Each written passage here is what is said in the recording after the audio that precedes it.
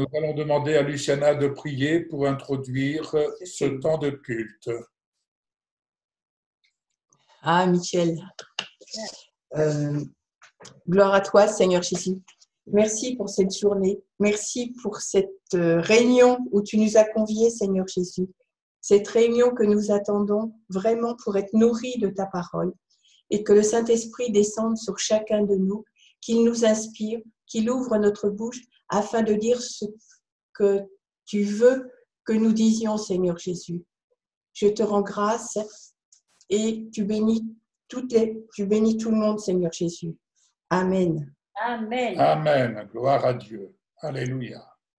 Donc, je vous exhorte maintenant, chacun votre tour, vraiment à prendre la parole pour adresser au Seigneur les salutations qui lui sont dues et qui lui reviennent. Alors, nous commençons chez Josiane et Francis. Alléluia. Bonjour à tous, à toutes.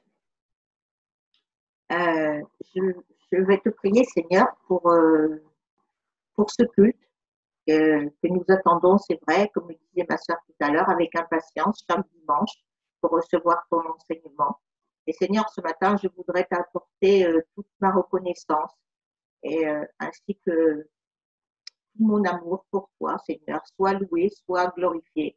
Je te dis merci pour ce que tu vas faire ce matin, ce que tu as déjà fait parmi nous et ce que tu vas faire encore. Et je te loue et je te rends grâce au nom de Jésus. Amen. Amen. Excellent Père de grâce, ta parole nous dit qu'il est bon pour des frères de demeurer ensemble. Et c'est vrai, Seigneur Jésus, c'est vraiment avec une joie que nous venons nous retrouver tous ici sur cette plateforme afin de pouvoir, Père éternel, élever ton saint nom, afin de glorifier le nom de Jésus. Nous venons devant toi avec action de grâce, Père éternel, avec reconnaissance, te dire merci, Père, pour tout ce que tu as accompli dans chacune de nos vies durant cette semaine. Seigneur ô Dieu, ma prière ce matin est que nos cœurs soient comme une terre fertile, préparée à recevoir ta semence, cette semence qui portera du fruit, Seigneur ô Dieu. Cette semence, Père éternel, qui nous fera encore grandir dans la gloire de ton nom, Seigneur Jésus.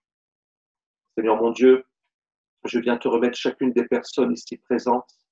Je te remets les messages qui vont être apportés, Seigneur Jésus.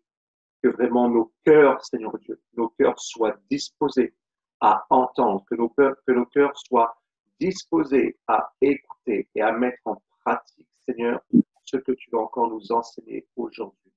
Au nom suprême de Jésus. Prends pleinement le contrôle de ces temps, que la puissance du Saint-Esprit vienne agir dans chacun de nos cœurs, que l'onction suprême qui descend d'en haut vienne sauver, guérir, délivrer toute personne qui aurait des maux dans son corps ce matin, au nom de Jésus. À toi soit toute la gloire, Seigneur. Saint-Esprit, sois vraiment le bienvenu et prends pleinement le contrôle. Amen. Amen. Amen. Bonjour à tous. Bonjour Oui, Emmanuel. Seigneur, je te remercie pour cette journée que tu nous as faite. Merci parce que nous sommes là encore rassemblés pour t'adorer. Merci parce que nous avons la capacité aussi de pouvoir nous réunir comme cela. Même si on ne se voit pas physiquement, on peut se voir par Zoom. Merci pour les messages qui vont être apportés. Bénis ceux qui vont le dire et ceux qui vont l'entendre.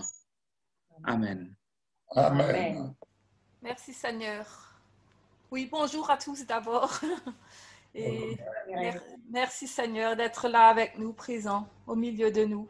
Merci parce que tu as créé ce 7e jour pour le repos et surtout et pour t'adorer et te louer tous ensemble.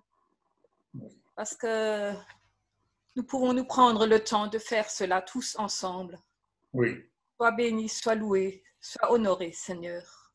Merci pour tout ce qui va être dit par tes serviteurs que tu as, que tu as, comment on dit ça?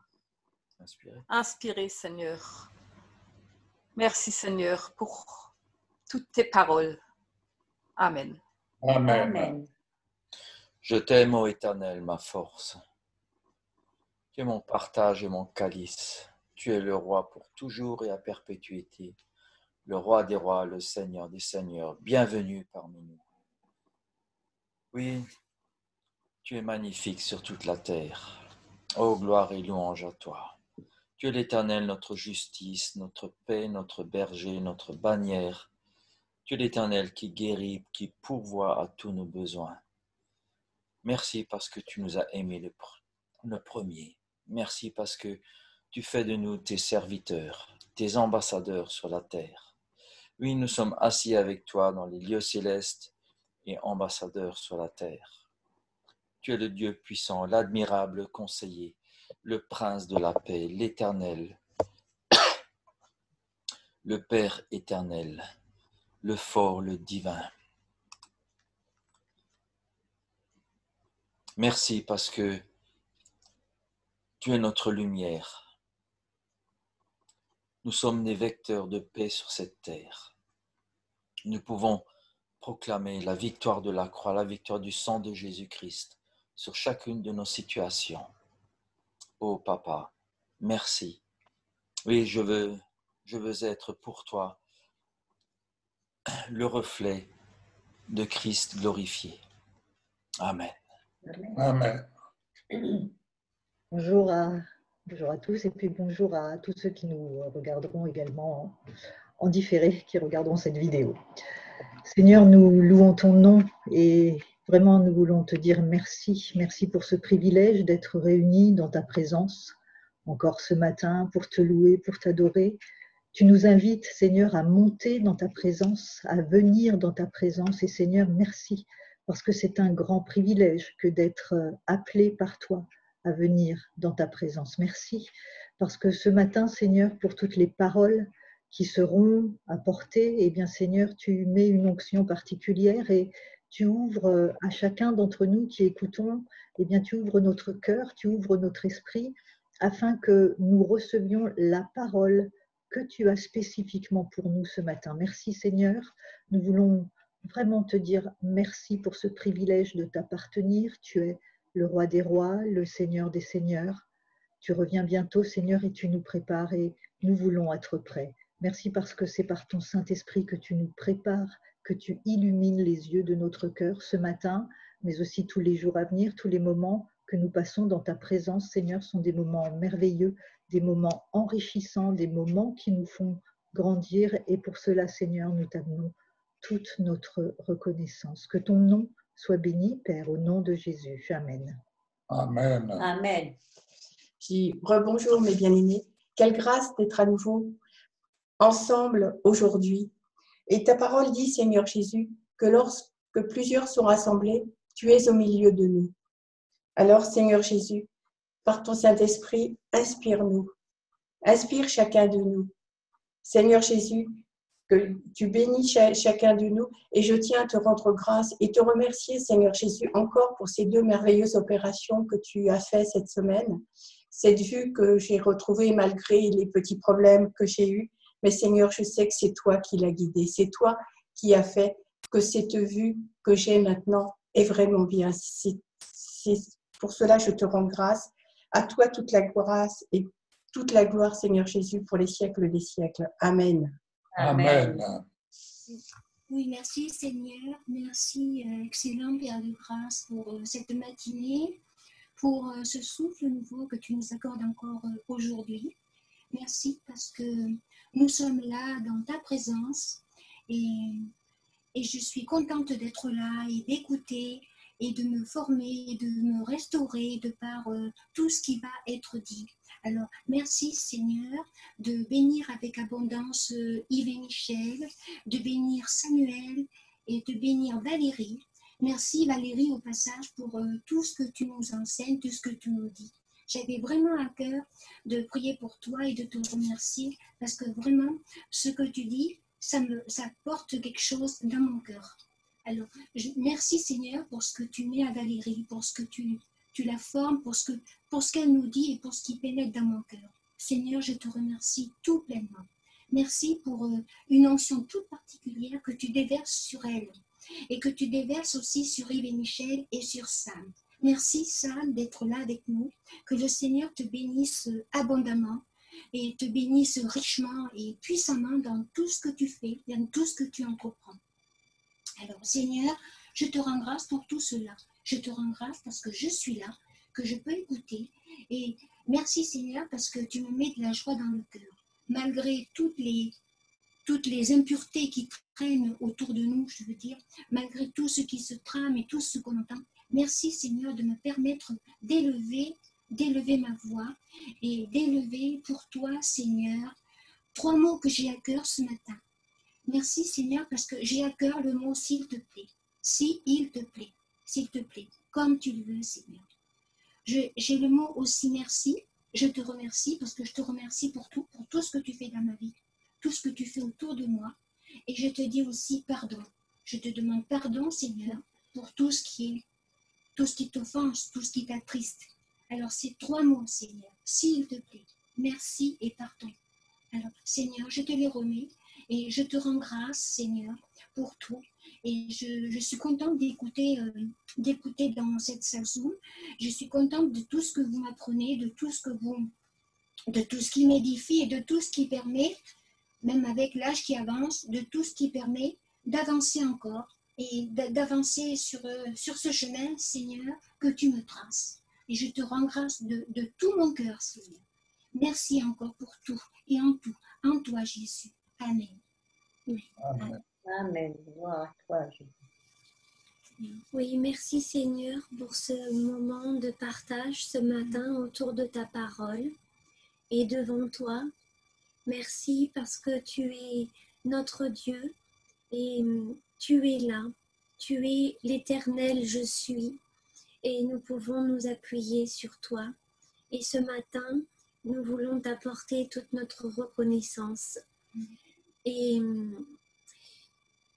parce que tu mérites notre reconnaissance et tu mérites la louange à ton nom. Que ta parole qui va être amenée ce matin puisse trouver le chemin de nos cœurs. Amen. Je te rends grâce, Seigneur. Un mot de toi et tout peut changer. Les circonstances peut-être ne changent pas, mais lorsque tu parles, alors ta lumière luit. Et je te rends grâce pour cela. J'ai vraiment besoin de ta lumière, Seigneur. Merci parce que tu es venu et tu nous apportes ta lumière, Jésus. Je te rends grâce. Viens nous éclairer de ta présence. En ton nom, Jésus, je prie. Amen. Amen. Amen. Bonjour mes bien-aimés en Christ, que la paix de notre Seigneur Jésus-Christ, le divin, vraiment soit avec vous. Ce matin, je vais bénir l'Éternel, le Dieu tout-puissant, vraiment le Dieu créateur des cieux, de la terre, le Dieu d'Abraham, Jacob, Isaac. Vraiment, je vais te dire merci Éternel pour ce matin, que tous les matins, tu me réveilles à 5 heures pour pouvoir te louer. Et vraiment, je vais te dire merci pour cette grâce que tu m'accordes chaque jour de pouvoir m'élever. Parfois, c'est difficile, mais tu me dis, allez, lève-toi. Et vraiment, c'est une grâce. Je vais aussi te dire merci pour mes frères et sœurs. C'est toujours vraiment une grâce pour moi de pouvoir partager ta parole avec mes frères et sœurs qui sont là tous les mardis, le vendredi et le dimanche. Vraiment, bénis mes frères et sœurs qui sont toujours là avec nous et ceux qui ne sont pas là avec nous. Que ta parole, Père, aujourd'hui puisse être une parole pour mes frères et sœurs, une parole de guérison, une parole de paix, et que tous ceux qui vont regarder cette émission, Père, que cette parole qui va être dite aujourd'hui puisse les guérir, puisse les apprendre à te connaître. Oui, Père, parce qu'il y a beaucoup qui cherchent à te connaître, ils ne te connaissent pas. Parce que quand on te connaît vraiment, c'est une bénédiction, c'est une joie chaque jour, parce que ton amour est grand. Quand on est aimé par toi, vraiment plus rien ne compte. Vraiment, je suis vraiment fière d'être ta fille. Vraiment, je te dis encore merci pour cette grâce que tu nous accordes, mes frères et moi, ce matin pour pouvoir partager ta parole. Je bénis encore tous mes frères et sœurs qui sont là. Je bénis ton humble serviteur, Yves et Michel, vraiment, qui fait un grand travail chaque jour en nous envoyant chaque jour la parole, et cette parole qui nous envoie chaque jour par mail, vraiment, c'est une parole qui nous bénit déjà le matin parce que quand on lit, on est guéri de toute mauvaise pensée qui pouvait nous encombrer dans la journée. Vraiment encore, Yves, je vais te dire merci et Michel. Et vraiment, merci pour cette parole de tous les jours. Vraiment, Éternel, bénis encore vraiment ton humble serviteur et sa femme Michel et leurs enfants et les petits-enfants, vraiment, bénis-leur. Et vraiment, Éternel, mon Dieu, je te glorifie, je te bénis. À toi le règne, à toi la victoire, pour des siècles de siècles. Au nom de Jésus, j'ai prié. Amen. Amen. Je vous salue tous, mais je voudrais dire merci Seigneur Jésus pour ce privilège que nous avons d'être appelés tes enfants, Seigneur. Merci parce que tu t'es offert pour nous, Seigneur. Tu es mort, tu es venu, tu t'es donné, on ne t'a pas tué, Seigneur, mais c'est toi qui as donné ta vie pour nous, Seigneur. Et tu es remonté là-haut, Seigneur, au ciel, Seigneur, pour nous préparer une place, Seigneur. Une place que nous ne sommes pas dignes d'avoir, Seigneur. Et nous rendons tant de grâce, Seigneur. Je voudrais te présenter ces moments, Seigneur, afin que ton nom soit glorifié, ton nom soit béni, Seigneur. Je voudrais te remercier aussi pour cet enfant qui va naître, Seigneur, parce que je sais que tu as les regards sur lui, Seigneur, que tu le béniras, Seigneur. Et je veux te bénir pour cela, Seigneur. Béni sois-tu à jamais. Amen. Amen. Alléluia. Père, merci pour cette grâce, cette joie aussi de se retrouver encore dans ta présence. Merci parce que tu es là, Seigneur. Tu es toujours présent, tu es toujours disponible et disposé à rencontrer chacun d'entre nous. Et alors que nous venons, tout ce que nous faisons, c'est nous mettre d'accord avec toi, Seigneur, pour être là où tu es, pour entendre de toi, pour voir l'œuvre que tu as accomplie. Père, merci pour ces temps, merci pour chaque personne ici présente. Père, nous te donnons ces moments, nous nous donnons à toi pour que tu réalises ce que tu veux. Merci pour l'ouvrage de ta parole, l'ouvrage de tes mains, l'action de ton esprit. Père, nous nous confions à toi et dans le nom de Jésus, nous libérons maintenant la manifestation de ta grâce, de ta puissance, de ta gloire. Seigneur, tu as dit que tu es avec nous. Merci pour l'esprit de vie, l'esprit divin qui souffle. Il souffle des quatre vents, il a soufflé sur cette vallée d'ossements, il a soufflé sur tout ce qui était mort. Et en cet instant, nous déclarons le souffle qui se lève maintenant de chaque endroit et vers chaque endroit où nous sommes, dans toutes les directions. Parce que Seigneur, tu n'es pas limité par une place physique, loin de là. Merci pour le souffle de ton esprit maintenant qui transcende, qui dépasse tout ce qui pourrait nous séparer et qui nous place dans l'union avec toi. Père, je libère ta présence manifeste maintenant dans chaque maison, dans chaque pièce où nous sommes et au-delà. Merci Saint-Esprit. Merci parce que c'est toi qui nous rends sensibles et qui nous met sur la voie de la communion et la rencontre de Christ glorifié. Merci Seigneur parce que nous ne disons pas que des mots ce matin, mais nous sommes reliés à ta parole, l'esprit qui anime ta parole et qui appelle au témoignage d'en haut dans chacune de nos vies, chacune de nos situations et dans ces moments que nous partageons. Je te bénis Père et je bénis chacun des bien-aimés en ton nom. Amen. Amen. Bien, merci Seigneur pour ce moment que nous pouvons passer ensemble. Et je te prie Seigneur que tu puisses vraiment manifester ta gloire là où nous sommes. Que vraiment ton esprit se manifeste encore à chacun de nous. Au nom de Jésus. Amen. Je te prie Seigneur que tu puisses vraiment être en nous plus fort que jamais. Parce que tu es celui qui ouvre les yeux des aveugles. Tu es celui qui change les vies. Tu prononces une parole et ce qui était mort reprend vie. Jésus, tu es celui qui a inspiré cette œuvre, qui l'amènera jusqu'au bout. Tu avais décidé d'écrire cette histoire avec nous. Maintenant, Seigneur, souffle sur nos pays, envahis nos villages, viens toucher nos familles. Maintenant, Seigneur, fais connaître le nom qui peut guérir les nations, le nom de Jésus-Christ. Oui, Seigneur, fais connaître ce nom qui est tout-puissant, qui est capable de libérer n'importe qui, n'importe quand, n'importe où. Je te prie, Seigneur, que, oui, ta gloire se manifeste sur notre pays. Au nom de Jésus. Amen. Amen. Amen. Bonjour à tous. Bonjour Christelle. Je te rends grâce, Seigneur, encore pour cette matinée, Seigneur, où tu es présent, Seigneur, parmi nous. Merci de ta présence et de ce privilège, Seigneur, de nous réunir tous ensemble. Sois le bienvenu, Seigneur. Prends toute la place encore ce matin.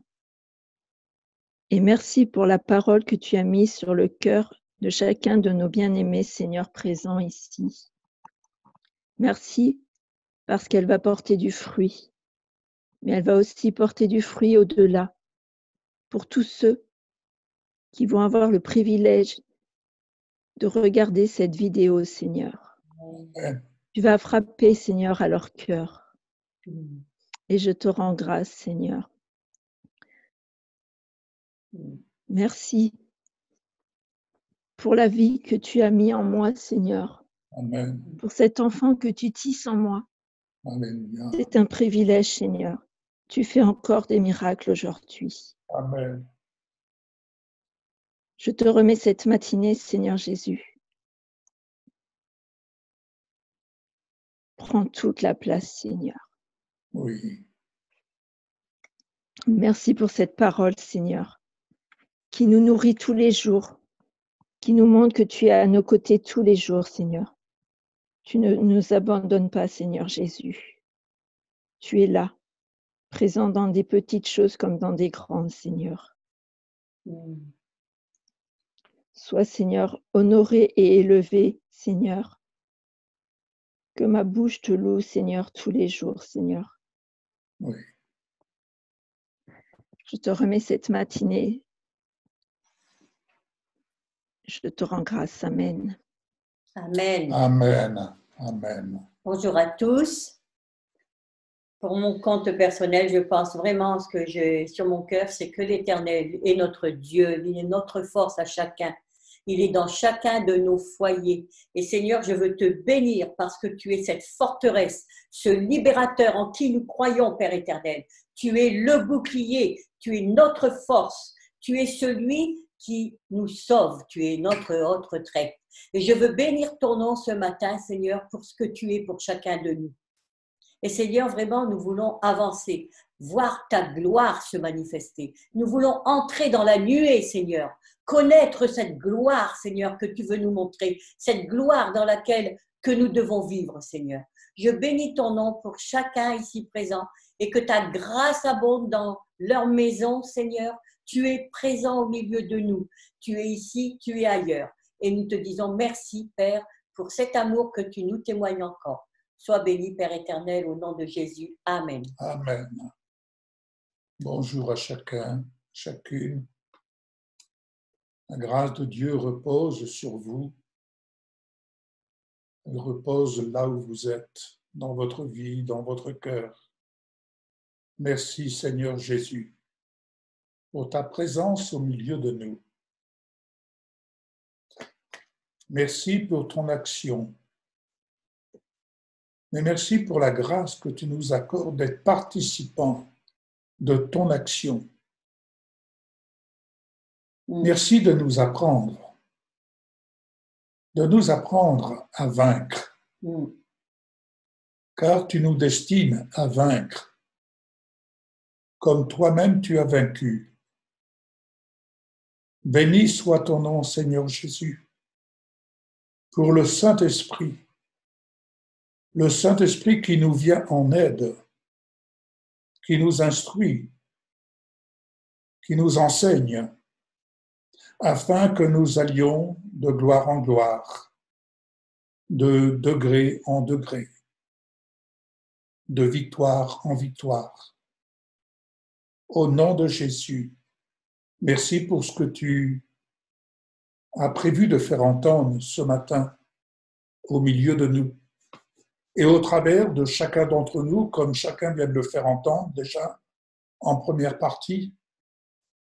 Mais merci de faire entendre au travers de tes servantes et de tes serviteurs que nous sommes ce que tu désires faire entendre. C'est pourquoi notre oreille est ouverte. Elle est ouverte pour entendre du Saint-Esprit ce qu'il prend de toi pour venir nous l'enseigner et ainsi rendre témoignage à ta parole dans le nom de Jésus. Amen. Amen. Amen. Gloire à Alléluia. toi, Jésus. Merci, Seigneur. Je vais laisser la place à Michel qui va nous partager ce qu'elle a reçu sur son cœur. Donc, c'était ma lecture d'hier. C'est dans le psaume 78, à partir du verset 23. Il commanda aux nuages d'en haut, et il ouvrit les portes des cieux. Il fit pleuvoir sur eux la manne pour nourriture. Il leur donna le blé du ciel. Ils mangèrent tout le pain des grands. Il leur envoya de la nourriture à satiété. Il fit souffler dans les cieux le vent d'Orient. Il amena par sa puissance le vent du midi. Il fit pleuvoir sur eux la viande comme de la poussière, et comme le sable des mers, les oiseaux ailés. Il les fit tomber au milieu de leur camp, tout autour de leur demeure. Ils mangèrent et se rassasièrent abondamment. Dieu leur donna ce qu'ils avaient désiré. Ils n'avaient pas satisfait leur désir. Ils avaient encore la nourriture dans leur bouche lorsque la colère de Dieu s'éleva contre eux. Il frappa de mort les plus vigoureux. Il abattit les jeunes hommes d'Israël. Malgré tout cela, ils continuèrent à pécher. Où j'en suis. Voilà. Et ne crurent point à ses prodiges. Il consumma leurs jours par la vanité et leurs années par une faim soudaine. Quand il les frappait de mort, ils le cherchaient. Ils revenaient se tourner vers Dieu. Ils se souvenaient que Dieu était leur rocher, que le Dieu Très-Haut était leur libérateur, mais ils le trompaient de la bouche et ils mentaient de la langue. Leur cœur n'était pas ferme envers lui et ils n'étaient pas fidèles à son alliance. Toutefois, dans sa miséricorde, il pardonne l'iniquité et ne détruit pas. Il revient souvent dans sa colère et ne se livre pas à toute fureur. Il se souvint qu'il n'était que chair, un souffle qui s'en va et qui revient, et ne revient pas, pardon. Un souffle qui s'en va et ne revient pas. Que de fois ils se révoltèrent contre lui dans le désert. Que de fois ils l'irritèrent dans la solitude. Ils ne cessèrent de tenter Dieu et de provoquer le Saint d'Israël. Ils ne se souvinrent pas de sa puissance, du jour où il les délivra de l'ennemi, des miracles qu'il accomplit en Égypte et des prodiges dans les campagnes de Tsoan. Il changea leur fleuve en sang et ils ne purent en boire les eaux. Il envoya contre eux des mouches venimeuses qui les dévorèrent et des grenouilles qui les détruisèrent. Ils livrèrent les récoltes aux sauterelles, le produit de leur travail aux sauterelles. Il fit périr leurs vignes par la grêle et leurs sycomores par la gelée. Il amena leur bétail à la grêle et leurs troupeaux au feu du ciel. Il lança contre eux son ardente colère, la fureur, la rage et la détresse, une troupe de messagers de malheur. Il donna libre cours à sa colère. Il ne se sauva pas leur âme de la mort. Il ne livra leur vie à la moralité. Il frappa tous les premiers-nés en Égypte, les prémices de la force sous la tente de Cham. Voilà, ce que je devais vous lire, c'est le passage qui va avec ce que je vais vous donner maintenant. Toujours dans Gwen Shaw. C'est donc ce passage que je viens de lire, ça va avec. Hein. Il est évident que tu n'as aucune raison de me limiter. Je peux non seulement dresser une table dans le désert, mais aussi y faire abonder la nourriture céleste. Si je le voulais, je pourrais te faire porter la robe d'un ange ou faire pousser des roses célestes dans ton jardin. Les vêtements des enfants d'Israël ne se sont pas usés pendant les 40 années de leur voyage difficile parce que la nuée de gloire veillait sur eux continuellement. Lorsque l'homme entra dans la gloire de Dieu, tout ce qui est temporel se transforme en substance éternelle. Le corps mortel revêt l'immortalité. Au fur et à mesure que tu t'approches du ciel, le voile qui sépare la moralité de l'immortalité diminue. Alléluia. Il deviendra bientôt si mince que tu passeras dans la dimension de l'enlèvement qu'Enoch a expérimenté. Amen. Quand un homme marche aussi près de moi, il n'appartient plus au monde. Non seulement il n'est plus adapté aux habitudes et coutumes de la terre, mais encore il ne peut vivre que dans le domaine du surnaturel. Il est comme un oiseau qui ne peut s'empêcher de voler ou une chenille qui se métamorphose en papillon. Et cette métamorphose a actuellement lieu dans la vie de nombreux enfants de Dieu. C'est possible. Amen. Ils se nourrissent de vérités spirituelles. Je leur révèle les secrets célestes. Leur table est couverte de nourriture angélique, destinée à leur corps et à leur âme. Alors nourris ton âme et ton corps en sera aussi fortifié. Demande-moi ce pain des anges aujourd'hui, et je te le donnerai. Amen. Alléluia. Gloire à Dieu. Je vais laisser la parole à Valérie, qui, je crois, a quelque chose à nous partager également. Bon, tout d'abord, je voudrais remercier Marie-Bernadette pour ces belles paroles de bénédiction qui m'ont vraiment touchée. Merci beaucoup. Alors oui, on va rester dans les psaumes et je vais vous inviter à venir dans le psaume 122. La semaine dernière, si vous vous rappelez, nous étions dans le psaume 119, qui est ce psaume que nous dirons être le psaume parfait. Le psaume 119, il est partagé en 22 strophes qui correspondent chacune à une lettre de l'alphabet hébreu. Et juste derrière le psaume 119 vient, c'est une vérité de la palisse, le psaume 120. Et le psaume, à partir du psaume 120, viennent 15 cantiques des degrés. Alors, je ne sais pas si vous étiez déjà, ou peut-être vous le savez d'ailleurs déjà, ce qu'est un cantique des degrés. Mais moi, quand j'ai lu Cantique des degrés, je me suis dit, mais qu'est-ce qu'un cantique des degrés? Alors, j'ai été chercher, évidemment, et j'ai trouvé. Alors, le cantique des degrés, c'est en fait le chant de l'ascension. Un chant de l'ascension, parce que c'est les chants que chantait le peuple d'Israël qui était invité 3 fois par an pour les 3 grandes fêtes de pèlerinage à monter à Jérusalem. Le mot degré vient du mot hébreu malach, je ne sais pas si je le prononce bien, et ce mot signifie, écoutez bien, ce qui va vers le haut des pensées, un pas, une marche, escalier, un pas, un étage vers les cieux, montée, ascension, et c'est généralement traduit donc par degré, élevé, partir de, monter et demeurer dans les cieux.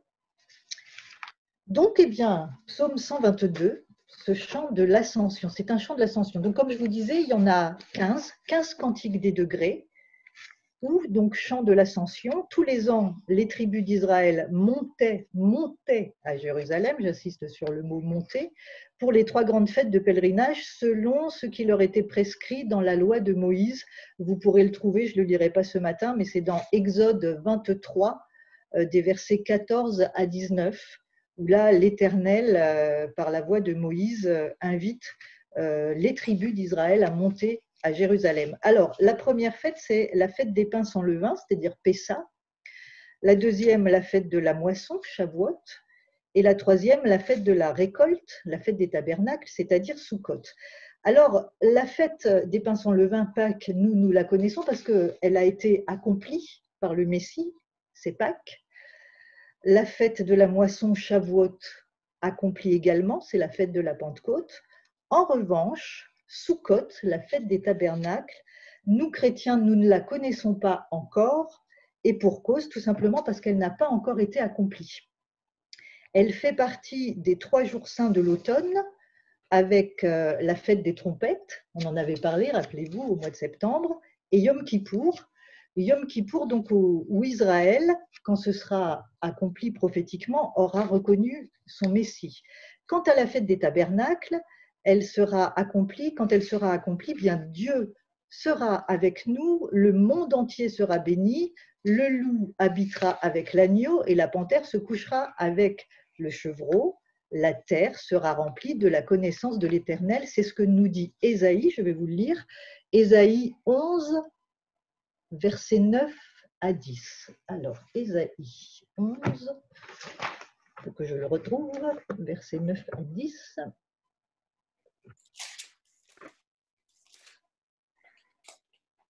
Et pourtant, j'ai des onglets. Mais comme c'est dans la Bible juive, ce n'est pas dans le même ordre. Alors, Ésaïe. Verset 9 à 10. Ésaïe 9, verset... Ésaïe 11, pardon, donc verset 9 à 10. Ésaïe 11. Ça vient. Je vais le lire un petit peu avant. Donc, je vais le prendre à partir du verset 6. Le loup habitera avec l'agneau, le léopard s'entendra avec le chevreau, le veau, le jeune lion et l'agneau gras ensemble, et un petit enfant les conduira. La vache et l'ours paîtront ensemble, leurs petits se coucheront ensemble, et le lion mangera de la paille comme le bœuf. Un nourrisson jouera sur un trou de cobra. Un tout petit mettra sa main dans un nid de vipère. On ne blessera ni n'exterminera nulle part sur ma sainte montagne, car la terre sera remplie de la connaissance d'Adonai, comme l'eau recouvre la mer. En ce jour, la racine d'Isaïe, qui se tient comme une bannière pour les peuples, sera recherchée par les goyim, c'est-à-dire les gentils, et le lieu où elle demeure sera glorieux. Toute la terre sera remplie de sa gloire quand cette fête des tabernacles de Sukkot sera accomplie. D'ailleurs, c'est donc pourquoi je crois que ce psaume 122, ce cantique de l'ascension, donc le cantique, c'est un cantique de David, c'est important, qui était chanté donc quand les tribus de l'Éternel montaient à Jérusalem. Je pense personnellement que ce chant-là, ce psaume 122, était le chant prophétique et qu'il chantait lorsqu'il montait pour la fête des tabernacles. Et d'ailleurs, Jésus lui-même, dès l'âge de 12 ans et jusqu'à la fin de sa vie terrestre, s'est rendu lui aussi 3 fois par an pour ses pèlerinages. Et lui aussi, il a dû chanter ses cantiques, c'est même évident, et ses cantiques de l'Ascension. Et je me dis certainement que la fête de Sukkot devait être sa préférée. Alors, lisons le psaume 122. Je vais vous le lire dans la version de la Bible juive. Donc, Cantique des degrés, c'est un psaume de David, chant de l'Ascension. J'étais dans la joie lorsqu'ils m'ont dit « La maison d'Adonai, allons-y ». Nos pieds étaient déjà à tes portes, Yerushalayim. Yerushalayim, c'est-à-dire Jérusalem, bâtie comme une ville qui nourrit l'amitié et l'unité. Les tribus sont montées, les tribus d'Adonai, un témoignage à Israël pour rendre grâce au nom d'Adonai, car c'est là que les trônes de justice ont été établis, les trônes de la maison de David. Priez pour le shalom de Yerushalayim, que ceux qui t'aiment prospèrent, que le shalom soit aussi dans tes remparts, la prospérité dans tes palais. Pour l'amour de mes frères et de mes compagnons, je dirais que le shalom soit en vous. Pour l'amour de la maison d'Adonai, notre Dieu, je chercherai ton bien-être. J'ai regardé dans différentes versions ce premier verset. Alors dans la Bible second, c'est traduit comme ça, « Je suis dans la joie quand on me dit « Allons à la maison de l'Éternel ». La Bible juive que je viens de lire dit « J'étais dans la joie lorsqu'ils m'ont dit « La maison d'Adonai, allons-y ». Dans la version Sépharim, c'est la version du rabbinat français. Je suis dans la joie quand on me dit « Nous irons dans la maison de l'Éternel ». Et enfin, l'Ancien Testament interlinéaire hébreu-français, alors c'est traduit du mot à mot, en français sous les lettres hébreux, et en mot à mot, ça donne ça. Je me réjouis avec ceux qui disent à moi, à la maison de Yahvé, nous irons. Je ne sais pas si vous remarquez, mais il y a plusieurs temps. Je suis, j'étais, allons, nous irons. Et ça m'inspire ce verset. Il est celui qui est, qui était et qui vient. Et je crois que pour ces 4 versions différentes, en fait, elles sont toutes bonnes à différents temps, parce qu'en fait, ce cantique des montées, bien, il se vit à plusieurs niveaux et en plusieurs temps. Il est question de monter spirituellement dans les lieux célestes, mais je crois qu'il est aussi question de l'enlèvement. Michel en a parlé il y a quelques instants. Et peut-être aussi est-il question de ceux qui sont partis dans la gloire et nous ont précédés dans la maison de l'Éternel. Je vous invite à ouvrir vos cœurs et à demander au Saint-Esprit de vous révéler à quel niveau il veut vous situer à travers la lecture de ce chant de l'Ascension. Une chose est sûre, nous sommes tous invités à monter, mais seul le Saint-Esprit ouvrira nos yeux et vos yeux sur ce qui vous concerne personnellement quant à cette montée, au travers de la lecture de ce matin. Toutefois, je crois que pour être prêt à monter, et là je parle de l'enlèvement, nous avons besoin de monter d'ores et déjà, d'apprendre à monter régulièrement dans les lieux célestes et de nous positionner et de voir les choses à partir d'en haut spirituellement durant notre pèlerinage sur terre. Alors, verset 1. Allons à la maison de l'Éternel, d'Adonai. Les tribus d'Israël montaient au temple pour adorer. De nos jours, il y a les synagogues pour nos frères juifs, et puis il y a les églises pour nous chrétiens. Mais là, la maison de l'Éternel dont il s'agit, c'est bien plus que ça, puisqu'il s'agit de la Jérusalem céleste, où nous sommes appelés à passer l'éternité et où une place a déjà été préparée pour nous. C'est ce que nous dit Jésus dans Jean 14 au verset 2 et 3. Je vais vous le lire dans la version seconde. Il y a plusieurs demeures dans la maison de mon Père. Si cela n'était pas, je vous l'aurais dit, je vais vous préparer une place.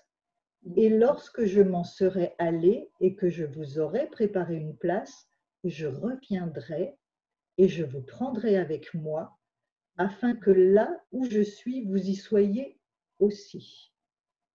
Jésus, le Seigneur, le Messie, a été déjà nous préparer une place dans la maison de l'Éternel.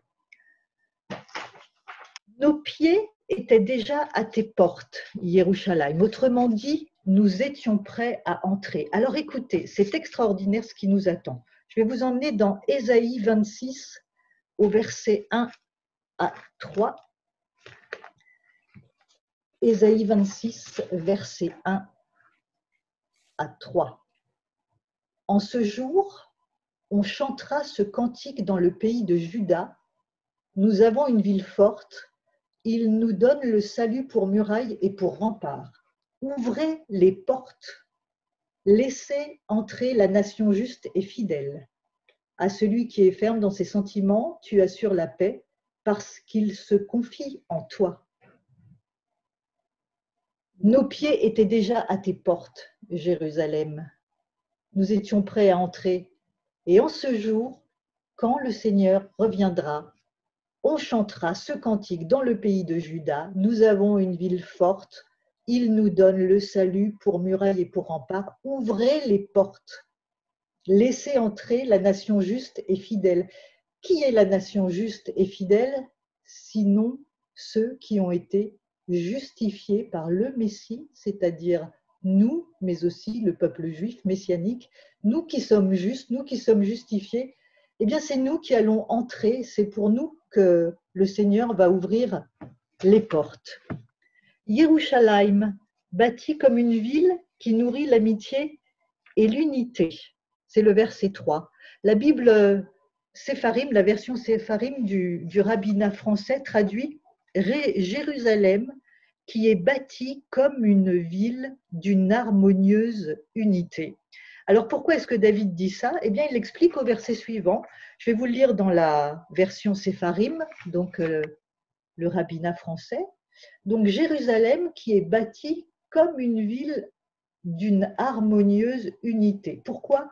Parce que c'est là que montent les tribus de l'Éternel, selon la charte d'Israël, pour célébrer le nom du Seigneur, car c'est là que sont établis les sièges de la justice, les sièges pour la famille de David. La famille de David, c'est nous qui sommes justifiés, qui sommes rachetés par nous qui avons été adoptés et qui sommes greffés à l'olivier franc avec évidemment nos frères d'Israël.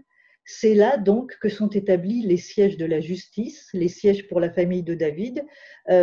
Second et la Bible juive, eux, traduisent les trônes. Les trônes, c'est là que sont les trônes de justice. C'est là que les trônes de justice ont été établis, les trônes de la maison ou la famille de David. Alors, les trônes, vous noterez qu'il y en a plusieurs. Mais où sont ces trônes? Et surtout, qui sont sur ces trônes? Apocalypse 4, 1 à 4 nous dit: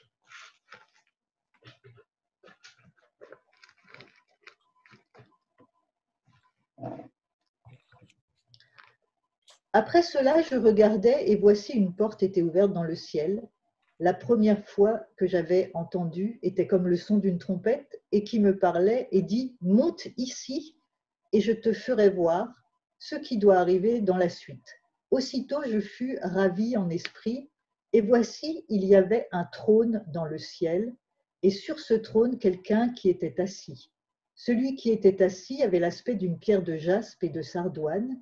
Et le trône était environné d'un arc-en-ciel autour semblable à de l'émeraude. Et autour du trône, je vis 24 trônes. 24 trônes, et sur ces trônes, 24 vieillards assis, revêtus de vêtements blancs, et sur leur tête des couronnes d'or. 24 vieillards qui, je pense, doivent représenter les 12 tribus d'Israël et les 12 apôtres qui réunissent une fois de plus dans ce couple parfait, dans cette épouse parfaite, Israël et les gentils que nous sommes, les chrétiens. Apocalypse 20 aussi, 20, verset 4.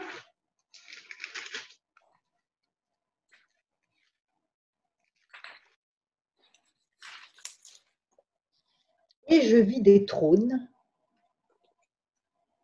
et à ceux qui s'y assirent furent donnés le pouvoir de juger.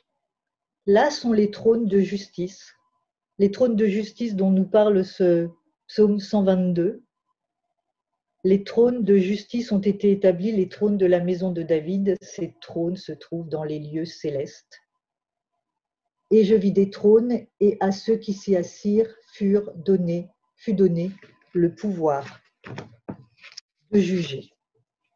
Verset 6. Priez pour le shalom, la paix de Yerushalayim, que ceux qui t'aiment prospèrent. La version Sépharim dit « Présentez vos saluts de paix à Jérusalem, qu'ils soient heureux ceux qui t'aiment. » Alors il y a évidemment cette dimension de prier aujourd'hui pour la Jérusalem terrestre que nous aimons tant, pour la paix à Jérusalem, évidemment, pour que s'accomplissent les prophéties, mais il y a aussi la dimension de la Jérusalem céleste, car c'est là que trouve la paix pour l'éternité. Apocalypse 21, verset 2, dans la Bible juive. Alors, 21, verset 2. Je vis aussi la ville sainte, la nouvelle Yerushalayim, descendre du ciel d'auprès de Dieu, préparée comme une jeune mariée vêtue de beaux habits pour son mari. J'entendis du trône une voix forte qui disait « Regardez, la Shekinah, c'est-à-dire la gloire de Dieu, est parmi les hommes et il vivra avec eux. Ils seront ses peuples et lui-même, Dieu avec eux, sera leur Dieu. Il essuiera toutes larmes de leurs yeux. Il n'y aura plus de mort, il n'y aura plus de deuil, ni pleurs, ni douleur, car l'ordre ancien des choses est passé. Qu'ils soient heureux ceux qui t'aiment. Sur la terre, je bénirai ceux qui te béniront. Et ça, j'aime à le rappeler, et je le rappelle particulièrement peut-être à ceux qui nous écoutent et qui n'ont pas encore cet amour d'Israël. Et particulièrement, je m'adresse aux chrétiens, n'oubliez pas de bénir Israël. Je bénirai ceux qui te béniront. C'est un passage obligé. Bénissez le peuple d'Israël. Je vous encourage vraiment à les bénir. On ne peut pas se revendiquer, aimer Jésus et ne pas bénir le peuple d'Israël. C'est une parenthèse que je fais parce que c'est vraiment toujours quelque chose que j'ai sur le cœur. Dans les lieux célestes, il n'y aura plus de mort, il n'y aura plus de deuil, il n'y aura plus de pleurs, il n'y aura plus de douleur, il essuiera toutes larmes. Et enfin, pour terminer ce chant, David appelle le shalom, la paix de l'esprit, mais pas seulement, puisque le shalom, c'est aussi la santé pour tout notre être, esprit, âme et corps. C'est aussi un sentiment de complétude et de sûreté. L'amour de mes frères, c'est ce qu'il dit, quand nous arrivons au verset 8, pour l'amour de mes frères et de mes compagnons, je dirais que le shalom soit en vous. L'amour de mes frères, ses frères, le peuple d'Israël, et de mes compagnons, je pense que les compagnons pour ce verset-là sont les gentils que nous sommes, que le shalom soit en vous. Pour l'amour de la maison d'Adonai, je chercherai ton bien-être. Le bien-être est contenu dans le shalom. Je viens de vous le lire.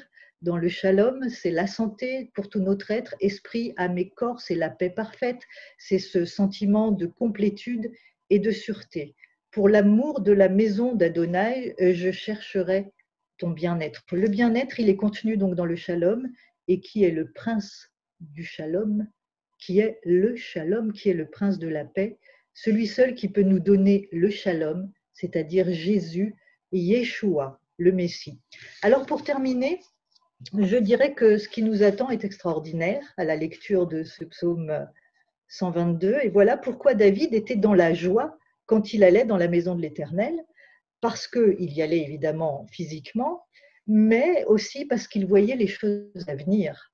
Il prophétisait quand il chantait ce psaume et quand il l'a écrit, il voyait les choses d'en haut. Et c'est ce que nous sommes appelés à faire, nous, dès maintenant, voir les choses d'en haut. Et je vous redirai ce que je disais au début de mon intervention. Pour monter, je parle de ce jour de gloire, donc où le Seigneur viendra nous chercher, là où il nous a préparé une place. Eh bien, il faut que d'ores et déjà nous apprenions à monter dans les lieux célestes. Aujourd'hui, là où nous sommes, nous devons apprendre, et je crois que c'est indispensable, à être positionnés dans les lieux célestes.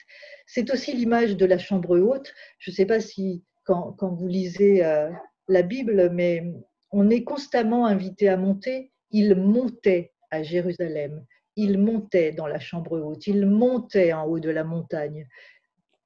Il montait. Dans pratiquement tous les passages, vous retrouverez le fait que nous sommes invités à monter. Donc c'est l'image de la chambre haute et c'est là, pour revenir à la chambre haute, que se trouve l'huile dont nous avons besoin. Je crois que pour avoir toute l'huile dont nous avons besoin, ce merveilleux Saint-Esprit et être immergé, eh bien, nous devons monter pour que notre huile et notre lampe restent allumées. Rappelez-vous la parabole des 10 vierges. Les vierges sages n'ont pas voulu en donner aux vierges folles, qu'on peut traduire aussi par insensées, en disant « il n'y aura pas assez pour nous et pour vous si nous vous donnons notre huile ».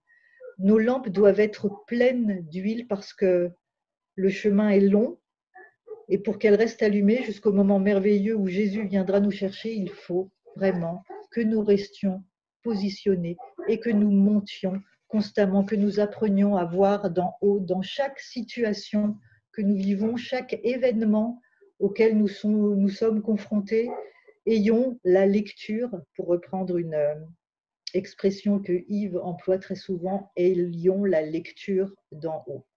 Voilà ce que je voulais vous partager, mes bien-aimés. Il y a 15 psaumes de l'Ascension, alors je vous invite vraiment à les lire en vous mettant dans cette optique de montée, puisque c'est des chants qui ont été écrits par le Saint-Esprit, inspirés par le Saint-Esprit pour que nous montions.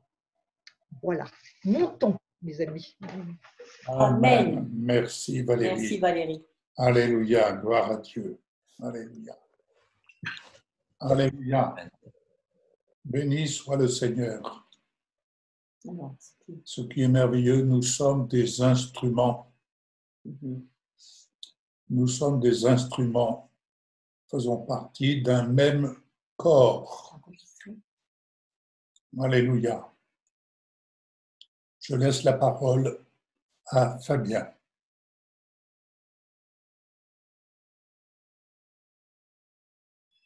Oui, merci. Bonjour à tous. Bonjour Fabien. J'étais là au début, mais caché derrière mon iPhone. J'avais un petit problème de connexion, mais je vous ai suivi. Courtement, je vais obéir à l'instruction, papa. Dans ce qui vient d'être partagé, dans ce qui vient d'être partagé, merci par Michel et par Valérie. Ça fait écho en fait à la pensée que j'avais à l'esprit ce matin avant de vous rejoindre.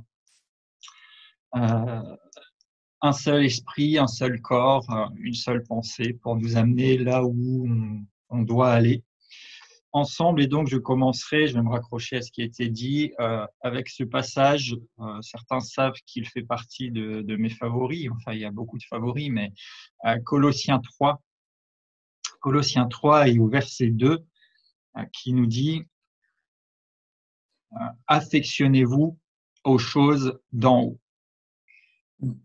Et je resterai juste sur cette expression, affectionnez-vous aux choses d'en haut. Et dans le partage tout à l'heure de Michel, il y avait vraiment cette pensée de ne plus, je n'ai pas noté le terme exact, mais qu'on ne peut plus se satisfaire des choses de la terre, etc. Mais qu'on a besoin et que Dieu veut nous servir les secrets célestes, la nourriture d'en haut. Et ensuite, Valérie, tu nous as parlé d'un psaume de la montée, justement, et cette montée, alors oui, plusieurs niveaux, plusieurs aspects certainement, mais une chose est sûre, c'est que Dieu nous appelle et par son esprit, il ne cesse de nous rappeler, de nous répéter, affectionnez-vous en haut. Et j'ai enlevé exprès aux choses parce qu'en fait, ça n'existe pas dans le texte. C'est affectionnez-vous en haut. Affectionnez-vous, c'est penser, c'est concevoir, c'est aspirer, désirer, c'est diriger son esprit vers quelque chose, chercher et lutter pour une chose. Et je crois que plus que jamais, nous devons enfin peut-être entendre, écouter, déboucher nos oreilles et ouvrir nos cœurs pour vraiment nous affectionner, chercher, lutter en haut. la montée, ce qui se passe en haut, la vision des choses à partir du céleste. Et ce qui est intéressant aussi ici dans Affectionnez-vous, en haut, en fait, en haut ici, ça nous parle du céleste et ça nous parle du bord. Et en fait, le bord, ça m'a fait sourire tout à l'heure au psaume 122. Il était dit, nous sommes sur le point, nous sommes au bord d'entrée. Et en fait, le Seigneur nous appelle à nous affectionner, à lutter, à rechercher, à nous investir, à nous engager dans ce qui est plus élevé, en haut, jusqu'au bord. Et en fait, allons jusqu'à ce bord. Et je crois qu'à un moment, quand nous sommes au bord d'entrée, là, le Seigneur peut nous saisir, nous transporter au-delà de ce vers quoi nous pourrions aspirer et désirer. Et nous sommes au bord, nous sommes sur le point. Mais chacun est plus ou moins près de ce bord. Et il est plus que jamais nécessaire de vraiment nous porter, nous diriger vers en haut. Là où Christ demeure, là où se passe le sacerdoce aujourd'hui, là où nous devons être réunis et unis avec lui. Donc oui, certainement, et dans l'accomplissement ultime à travers l'enlèvement, mais oui, maintenant, à travers la montée à laquelle Christ nous appelle. Valérie a également mentionné Apocalypse 4, monte ici. Il y a des choses qu'il faut aller voir. Il dit monte et regarde, je te ferai voir. Et puis écris. Donc il y a des choses à aller voir, il y a des choses à regarder, il y a des choses à percevoir en haut maintenant. Amen. Et qui vont avoir une répercussion maintenant. Et ce qui fait que nous ne pouvons pas et nous ne devons plus nous affectionner ou nous limiter ou nous arrêter seulement aux choses en bas, aux choses de la terre, mais véritablement nous positionner au bord, aller jusqu'au bout de ce vers quoi nous pouvons aller et du coup nous disposer et nous positionner à ce que lui nous emmène là où il est, en haut. Notre cité, Philippiens 3, verset 20, me vient à l'esprit, notre cité à nous, elle est en haut, d'où nous attendons le Seigneur. Notre cité, littéralement, c'est notre droit de cité. Nous sommes citoyens. Amen. Les anciennes versions, elles disent notre bourgeoisie. Non, c'est pas la bourgeoisie comme nous pouvons l'imaginer, une certaine classe de société, mais en fait, nous sommes des citoyens, nous avons des droits et cette cité, elle est en haut. Et en fait, nous ne sommes qu'en voyage, et je fais encore le lien avec ces psaumes des degrés, ces psaumes de la montée. Il y a une notion de mouvement, d'avancée, de progression. Et nous sommes qu'en voyage actuellement, parce que notre cité n'est pas ici sur la terre. Nous ne sommes pas vivants et établis seulement pour les choses de la terre, mais pour ce qui est plus élevé. Et nous allons de pas à pas, de démarche en démarche, jusqu'à ce que nous le vivions pleinement. Et juste courtement, la deuxième pensée qui m'habitait, c'est qu'en fait, Dieu nous a donné la parole. Nous avons la parole écrite, Christ, la parole faite chair, qui est venue révéler le Père, qui est venue accomplir pour nous la rédemption et qui nous attire désormais vers la réalité de ce dont il rendait témoignage. Et en fait, ma pensée, ma réflexion, ma question, c'est le témoignage ou l'ouvrage. C'est-à-dire, est-ce que nous allons seulement nous en tenir à des témoignages ou est-ce que nous allons nous laisser transporter par les témoignages vers l'ouvrage, l'action, l'œuvre, ce pourquoi il est rendu témoignage. Et en ce moment, pour ma part, je suis toujours encore dans le psaume 119 et il y a tant à en tirer, à méditer, à voir verset après verset. Ça alimente d'ailleurs en ce moment mes provisions de vie pour ceux qui les suivent. Et donc, parmi tant de choses qui sont intéressantes, c'est qu'il y a en français beaucoup de fois parole, loi, instruction, etc. Mais courtement, mais il y a plusieurs facettes de parole en fait. Et il y a effectivement l'écrit, la loi, la règle ou la lettre, c'est une partie. Il y a les témoignages, mais il y a aussi le discours, le langage, l'émission et le mouvement. En fait. Et toutes ces différentes choses que je viens de mentionner sont rendues seulement par parole. Mais c'est plus que parole. C'est pas juste ce n'est pas seulement l'écrit ou le témoignage en fait qui va produire en nous tout ce que la Bible dit, que ce soit dans le psaume 119, que ce soit ailleurs, que la parole produit.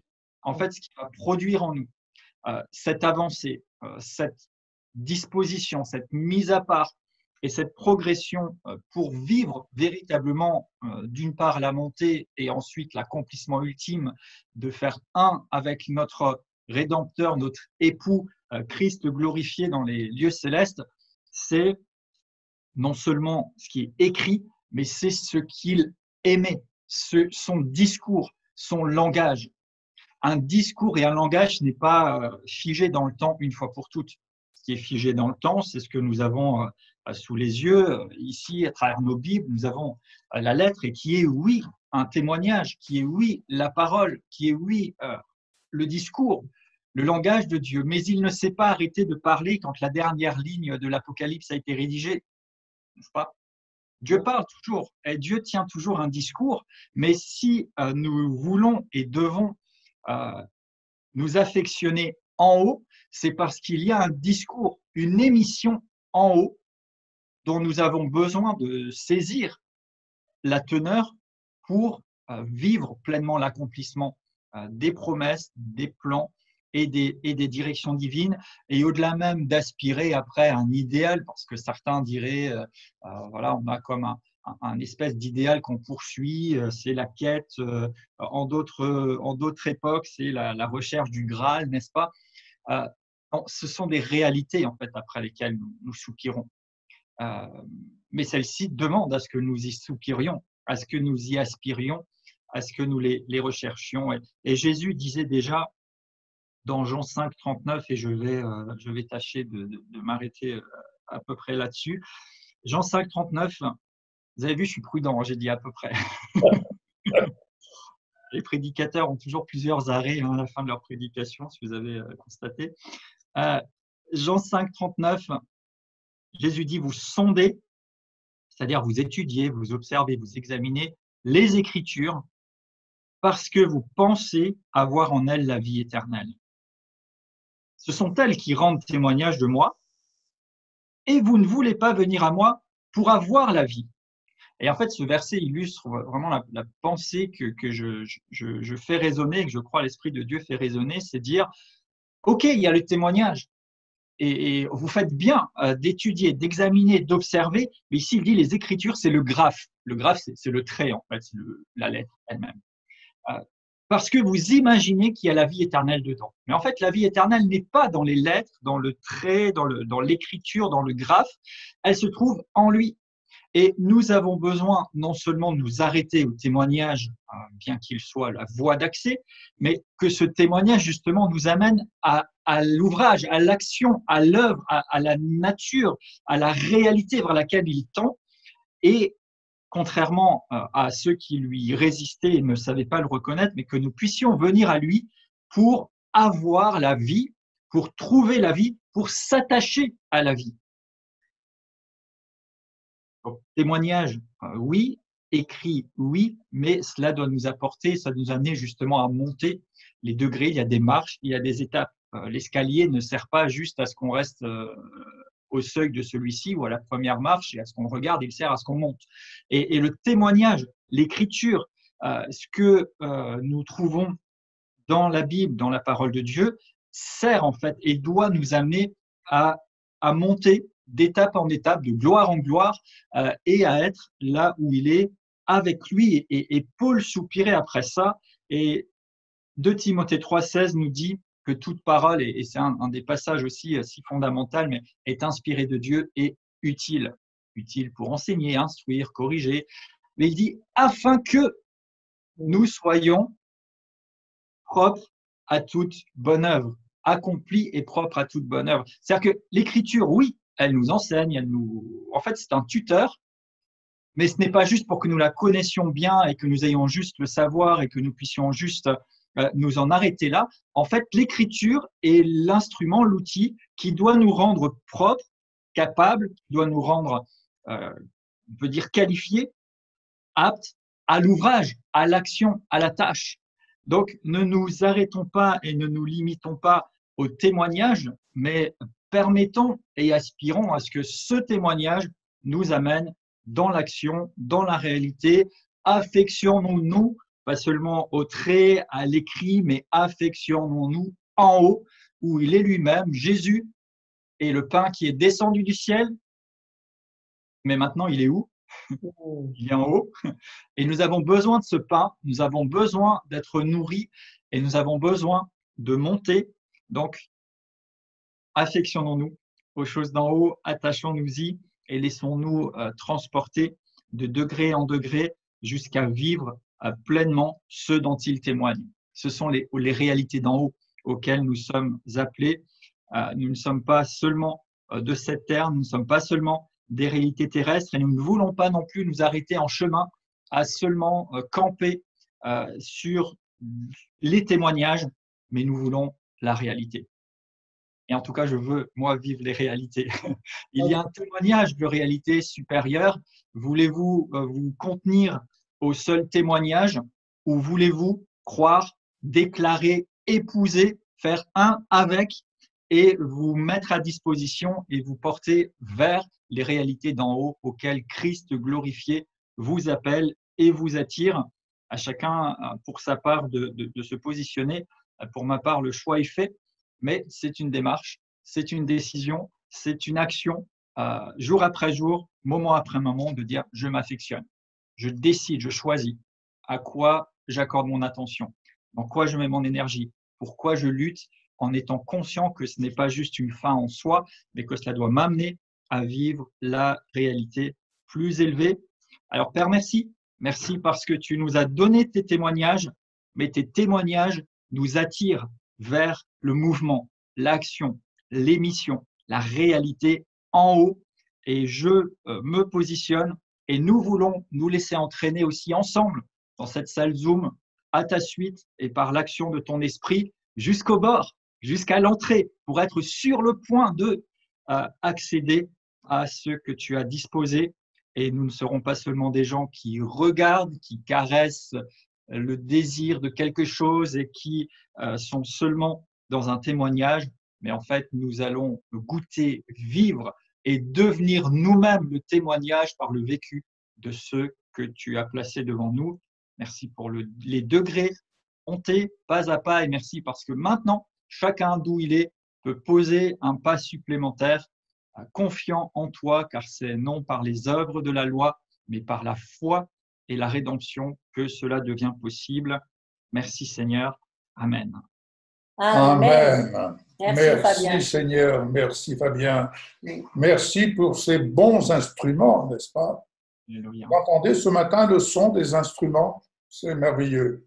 Samuel, on ne te voit pas. On ne te voit pas. Voilà. On le voit. Gloire à Dieu. Bonjour à tous. Bonjour. Je vais continuer de surfer sur cette vague qui a été donnée déjà dès le départ. Merci tout d'abord à Bernadette pour ces paroles de bénédiction qu'elle a relâchées sur ma vie, sur la vie de mon foyer, sur mes enfants. Sois tellement béni, Bernadette. On parlait à l'instant avec Fabien qu'il y a un chemin et que nous devons aspirer aux choses d'en haut. Quand je l'écoutais, et quand j'écoutais Madeleine, quand j'écoutais Valérie, vraiment un passage me revenait à l'esprit. Il n'a pas dit que ce serait facile, il a simplement dit « allez à l'autre bord ». Allons à l'autre bord, c'est aller de l'avant. Aller de l'avant, on peut le rattacher à, lui en effet, monter. Il n'a pas dit que ce serait facile de monter, d'accord, parce que monter demandera automatiquement de délaisser des choses, d'abandonner des raisonnements, d'abandonner un style de vie, certainement. L'accès au trône pour monter en fait dans la gloire de Dieu, cela nous demandera de nous détacher de tout ce qui est des choses de la terre. Et alors que j'étais en train de vous écouter, il y a un passage de la Bible qui me revenait et je crois même que j'avais apporté quelque chose là-dessus quand Sandrine était encore à l'hôpital de Jarza. Et encore hier soir, on l'écoutait avec Mamé et le titre que je donnerai, c'est les marcheurs de la foi. Les marcheurs de la foi. Nous sommes des marcheurs de la foi. Pourquoi? Parce que nous marchons pour atteindre notre vocation céleste. Nous marchons en vue de monter dans la salle du trône, rejoindre notre Dieu, notre roi. Je voudrais vous inviter à prendre dans le deuxième livre de Rois, au chapitre 7. Donc, il est question de la ville de Samarie. La ville de Samarie qui a été affaiblie totalement par les Syriens. Et une parole du prophète va être donnée. Je crois que ce matin, le message qui est donné, c'est vraiment un message prophétique. Le message qui est apporté nous montre un but à atteindre et que nous devons délaisser des choses maintenant. Lorsque je vais lire ce passage, vous verrez que il y a une clé. Élisée dit, chapitre 7, de Rois, chapitre 7. Élisée dit, écoutez la parole de l'Éternel, ainsi parle l'Éternel, demain à 7 heures, on aura une mesure de fleur de farine pour un cycle et 2 mesures d'orge pour un cycle, à la porte de Samarie. L'officier sur la main duquel s'appuyait le roi répondit à l'homme de Dieu, quand l'Éternel ferait des fenêtres au ciel, une pareille chose arriverait-elle? Et Élisée dit, tu verras de tes yeux, mais tu n'en mangeras pas. Tu verras de tes yeux, mais tu n'en mangeras pas. Voyez-vous, rien que cette première phrase me ramène tout de suite dans le livre d'Ézéchiel. Pourtant, il n'y a rien qui vient y rattacher, mais quand j'ai lu ça, c'est vraiment ce que le Seigneur m'a montré. Venez avec moi dans le livre d'Ézéchiel, au chapitre 3, verset 4. Il dit ceci, « Il me dit, fils de l'homme, va vers la maison d'Israël et dis-leur mes paroles, car ce n'est point vers un peuple ayant un langage obscur, une langue inintelligible que tu es envoyé, c'est à la maison d'Israël. » Voyez-vous, le Seigneur parle, d'accord? Le Seigneur nous donne la capacité de parler, mais de ne pas parler à n'importe qui. Il y a des personnes qui n'écouteront pas, il y a des personnes qui n'entendront pas ce que nous dirons sur le thème de monter, aller dans la gloire de Dieu. Venez, je ne sais plus où c'est, excusez-moi, je regarde vite fait une note que j'ai prise pas plus tard que hier, parce que c'était vraiment un... Voilà, c'est dans Acte 2, verset 11. Acte 2, verset 11. Allez bien. Acte 2, verset 11. C'est au moment donc où les disciples étaient dans la chambre haute et où des flammes de feu sont descendues sur eux. Ils étaient là-bas par obéissance parce que le Seigneur leur avait dit de ne point s'éloigner. Il leur avait dit, allez à Jérusalem, restez-y. D'accord? Donc, ils attendaient quelque chose. Et la parole de Dieu nous dit ceci, acte 2, je vais dire à partir du verset 9, même pas à partir du verset 7. Ils étaient tous dans l'étonnement et la surprise et ils se disaient les uns aux autres, voici ces gens qui parlent, ne sont-ils pas tous galiléens? Et comment les entendons-nous dans notre propre langue, à chacun dans notre langue maternelle? Parthes, Médès, Élamites, ceux qui habitent à la Mésopotamie, la Judée, la Cappadoce, le Pont, l'Asie, la Phrygie, la Pamphylie, l'Égypte, le territoire de la Libye voisine de Cyrène, et ceux qui sont venus de Rome, juifs et prosélytes, crétois et arabes. Comment les entendons-nous parler dans nos langues des merveilles de Dieu?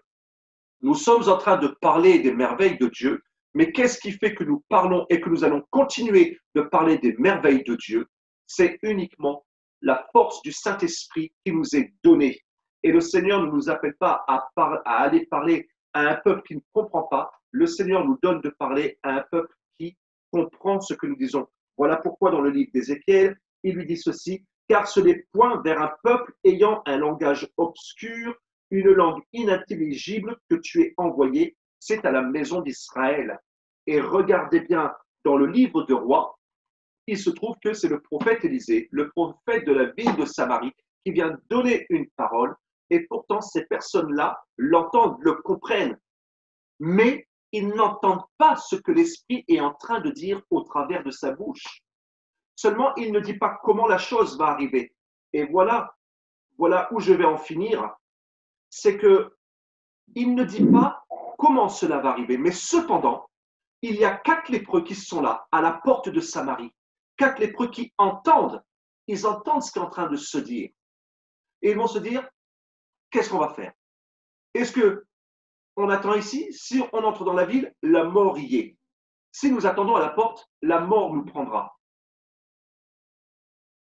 Qu'est-ce qu'ils vont faire? Ils vont décider de se mettre en route. Et voyez-vous, cette montée nous demande de tout lâcher. Nous ne savons pas où nous allons. Nous savons simplement un but que nous avons à atteindre. Et lorsque ces 4 lépreux vont se mettre en marche, que va-t-il se passer au crépuscule?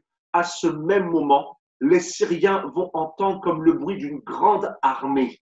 Une grande armée, et ils vont fuir. Et quand les 4 lépreux vont arriver, ils vont se rendre compte qu'il n'y a rien, il n'y a personne, il n'y a plus aucun Syrien dans le camp. La première chose qu'ils vont faire, ils vont rentrer dans cette tente. Et dans cette tente, qu'y a-t-il? Il y a à manger et à boire. Alors, voyez-vous, cette montée nous demande du courage, parce qu'elle nous demande de lâcher des choses. Mais voyons-nous ce qu'il y a dans la tente. Ce manger et ce boire qui nous attend là-haut. Cette table qui est dressée avec des mets succulents. Pour nous qui aurons accepté de monter dans la gloire de Dieu. Pour nous qui aurons accepté de marcher par la foi. Parce que c'est une marche par la foi. Quand on dit monter, on aspire aux choses d'en haut. On ne les a peut-être pas encore vues, mais on y aspire. Nous aspirons à cela. Et j'espère que vous aspirez vraiment à cela. Parce que c'est une marche par la foi. C'est vraiment ça le mot qui résonne dans mon esprit. C'est une marche par la foi. De cette marche à la foi, en fait, il va se produire une chose. C'est le ministère des anges va se mettre en mouvement avec chacun d'entre vous, chacun d'entre nous. Et c'est le Seigneur qui nous conduira dans les... Alors montons, allons-y, osons marcher, osons aller, comme je veux dire, dans l'inconnu, parce que c'est une marche dans l'inconnu que nous entamons. Beaucoup de personnes ne comprendraient pas, comme cet homme sur lequel, cet officier sur lequel le roi pouvait s'appuyer, lui-même n'a pas compris la parole que le prophète Élisée était en train de dire. Et j'aimerais dire ceci à chacun d'entre vous, vous êtes les prophètes de votre propre vie. Vous êtes les prophètes de votre propre vie. C'est un message prophétique qui est en train d'être donné ce matin. Et depuis maintenant un long moment, depuis le temps que nous parlons de cette montagne, depuis le temps que nous parlons de comment arriver là-haut, mais c'est un message prophétique que le Seigneur nous a donné. Il n'a pas dit que ce serait facile. Il a simplement dit allez et allons à l'autre bord. Laissons, dépouillons-nous des choses qui peuvent nous retarder et attachons-nous aux choses d'en haut. Aspirons aux choses d'en haut. Aspirez aux choses d'en haut. Quelles que soient les choses que nous pouvons traverser, c'est le pas de notre foi qui va actionner le surnaturel. Tout simplement. La foi demande une action. Nous parlons de monter. Automatiquement, si l'on parle de monter, ça demande une action. Tu ne peux pas monter sans rien faire. Tu es obligé de te mettre en marche. D'ailleurs, c'est un jeu de mots. Un jeu de mots. Mettons-nous en marche. Hein? Mettons-nous en marche. Ce n'est pas le thème politique, d'accord? Nous sommes en marche. En marche pour la gloire de Dieu. En marche pour accéder à la salle du trône et vivre avec notre roi et pouvoir aller célébrer avec lui notre venue autour de cette table où sont dressés des mets succulents parce qu'il nous attend, tout simplement. Voici ce que je voulais dire. Je prie que chacun d'entre vous, merci Seigneur Dieu pour la force que tu donnes à chacun de pouvoir se mettre en action, tels que ces 4 lépreux, Seigneur Dieu. Ils n'avaient plus rien à gagner, Seigneur. Ils n'avaient plus rien à perdre, mais ils se sont mis en marche. Malgré qu'ils étaient malades, malgré qu'ils étaient fatigués, ils ont entamé une marche alors qu'ils ne savaient même pas s'ils allaient pouvoir y arriver. Alors je prie, Seigneur Dieu, que ce matin, Père éternel, tu visites chacun de tes enfants et que chacun d'eux soit régénéré, dans sa marche, parce que tu as dit que ce ne serait pas facile, certes, mais tu nous as dit allons à l'autre bord. Et je prie que chacun d'entre vous ce matin puissiez atteindre la hauteur où le Seigneur vous attend. Soyez bénis. Amen. Gloire à Dieu.